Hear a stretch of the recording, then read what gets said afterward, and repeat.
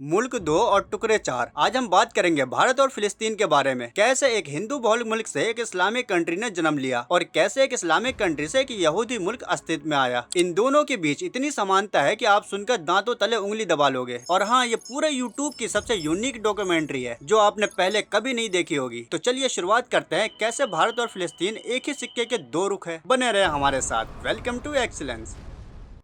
साल 1947 में भारत गुलामी से आजाद हुआ। उसी साल एक और मुल्क था जहां से ब्रिटिशर्स को अपना बोरिया बिस्तर समेटकर जाना पड़ा। वो था फिलिस्तीन। उस वक्त तक भारत और फिलिस्तीन दोनों पर ब्रिटिशर्स का राज था। अंग्रेजों को भगाने के लिए भारतीयों ने 1857 में ही आंदोलन की शुरुआत कर दी थी और फिलिस्तीन 1917 में वर्ल्ड वॉर के बाद विद्रोह करता है। जब हिटलर द्वारा यहूदियों का कत्लेआम होता है तो बड़े पैमाने पर यहूदी फिलिस्तीन में शरणार्थी बनकर आ जाता है और ब्रिटिश शासन से यहूदी राज्य की मांग करता है। तो ब्रिटिशर्स जाने से पहले फिलिस्तीन को दो राज्यों में बांटने का प्रस्ताव रखता है, बट फिलिस्तीन इससे एग्री नहीं करता। तो ब्रिटिशर्स इसे यूएन की देखरेख में बांटता है। मुस्लिम मेजोरिटी वाला एरिया फिलिस्तीन का रहता है और यहूदी मेजोरिटी वाला एरिया इजराइल को दे दिया जाता है। बट मस्जिद अक्सा का ये एरिया जो यहूदी, मुसलमान और ईसाइयों के लिए बहुत महत्व रखता है, इसे यूनाइटेड नेशन अपनी देखरेख में रखने की बात करता है। और इधर भारत से जैसे जैसे अंग्रेजों के जाने का दिन करीब आता है, यहाँ भी दो देश की मांग उठने लगती है। तो ब्रिटिशर्स जाने से पहले भारत को भी दो टुकड़ों में बांट देता है। मुस्लिम मेजोरिटी वाला एरिया पाकिस्तान को और हिंदू मेजोरिटी वाला एरिया भारत में रहता है। और यहाँ भी मस्जिद अक्सा की तरह झगड़े की एक जड़ छोड़ देता है कश्मीर का ये एरिया। यहाँ भी यूनाइटेड नेशन अपनी देखरेख में इसका फैसला करने की बात कहता है। इस तरह 1947 में दो नए देश का जन्म होता है। एक बन जाता है पाकिस्तान और दूसरा इजराइल। हैरत अंगेज तौर पर भारत से निकलने वाला मुल्क भारत से पहले आजाद हो जाता है और फिलिस्तीन से निकलने वाला मुल्क फिलिस्तीन से पहले। यही नहीं, शुरू से ही दुनिया भर का सपोर्ट इन दोनों मुल्कों को मिलने लगता है और ये दोनों मुल्क बड़ी तेजी से तरक्की भी करने लगता है। बट झगड़े की जड़ जो यूएन ने दोनों मुल्कों के लिए छोड़ दिया था, उसको लेकर आज तक जंग जारी है। कोई इससे तबाही की वजह बन रहा है तो कोई इससे फायदा उठा रहा है। भारत से अलग होते ही पाकिस्तान भारत पे हमला कर देता है और वहीं इजराइल और फिलिस्तीन में तो अगले ही दिन जंग शुरू हो जाती है, जिसमें इजराइल अपने हिस्से से कहीं ज्यादा एरिया को कब्जा कर लेता है। 1947 तक फिलिस्तीन कुछ ऐसा था, फिर बंटवारे के बाद ऐसा, फिर 1949 और 1967 में फिलिस्तीन पर हमला करके ये सारा इलाका कब्जा कर लेता है। इन सब के लिए इजराइल को हमेशा से ही अमेरिका, ब्रिटेन और फ्रांस का साथ मिलता रहा और बाकी दुनिया खामोश तमाशाई बनी देखती रही। बिल्कुल वैसा ही रवैया भारत के साथ भी था, क्योंकि पाकिस्तान ने इसरो से 8 साल पहले ही सुपार को बनाकर रॉकेट लॉन्च कर दिया था और 90s के दशक में पाकिस्तान तो बड़ी तेजी से ग्रो कर रहा था और इकोनॉमिकली काफी स्ट्रॉन्ग हो रहा था। तो पाकिस्तान भी बिल्कुल इजरायली स्टाइल में भारत पे हमला करता है, लेकिन भारत हमेशा डट के उसका मुकाबला करता है और अपनी 1 इंच जमीन भी पाकिस्तान के हाथ लगने नहीं देता। फिर साल आता है 1971। पाकिस्तान अपने ही मुल्क में पॉलिटिकल क्राइसिस से जूझने लगता है, जिससे तिल मिलाकर भारत पे बड़ा हमला करता है। जैसे इजराइल ने फिलिस्तीन पे अटैक करके फिलिस्तीन का 90% एरिया को कब्जा लिया, बिल्कुल वैसा ही होने वाला था, जिसका साथ देने के लिए अमेरिका और ब्रिटेन पूरी तरीके से खुलकर पाकिस्तान के साथ था। बट भारत फिलिस्तीन जितना बदनसीब नहीं था। भारत का साथ देने के लिए उस वक्त रूस सामने आ गया था। अब यहाँ से पाकिस्तान का गेम पूरी तरीके से पलट जाता है। पाकिस्तान के दो टुकड़े हो जाता है, एक बन जाता है पाकिस्तान और दूसरा बांग्लादेश। उसके बाद पाकिस्तान में इकोनॉमिक क्राइसिस के साथ साथ पॉलिटिकल क्राइसिस जारी रहता है। अब भारत 1970 के बाद तरक्की की ट्रैक पे आ जाता है। 1980 में मिसाइल कार्यक्रम स्टार्ट करता है और उससे पहले 1974 में परमाणु परीक्षण करके दुनिया को चौंका देता है, जिससे अब भारत की तरफ कोई आंख उठा के भी नहीं देख सकता। उधर फिलिस्तीन में भी पॉलिटिकल क्राइसिस आ जाता है। इकोनॉमिकली और टेक्नोलॉजी तो डेवलप करने का इजराइल ने कभी मौका ही नहीं दिया था। ऊपर से पॉलिटिकल क्राइसिस ने इन बच्चे खुचे इलाकों को ही दो टुकड़ों में बांट दिया। एक कहलाने लगा गजा पट्टी का इलाका और दूसरा वेस्ट बैंक। और उधर पाकिस्तान में पॉलिटिकल क्राइसिस अब भी जारी है। इजराइल जिस कोक से निकला उसी कोक में खंजर मारकर खत्म करने में कामयाब रहा। वहीं पाकिस्तान भी कई बार खंजर मारने की कोशिश की, बट हर बार वो खंजर खुद अपने ऊपर ही मार बैठा। अगर भारत एटम बम नहीं बनाया होता तो पाकिस्तान अमेरिका और ब्रिटेन के साथ मिलकर वही हश्र करता जो इजराइल फिलिस्तीन के साथ कर रहा है। फिलिस्तीनियों पे होने वाले जुल्म को हम भारतीयों को सबसे ज्यादा महसूस करनी चाहिए, बट अफसोस ऐसा नहीं हो रहा है। वीडियो इन्फॉर्मेटिव लगी हो तो लाइक करें, नेक्स्ट एपिसोड के लिए सब्सक्राइब करें।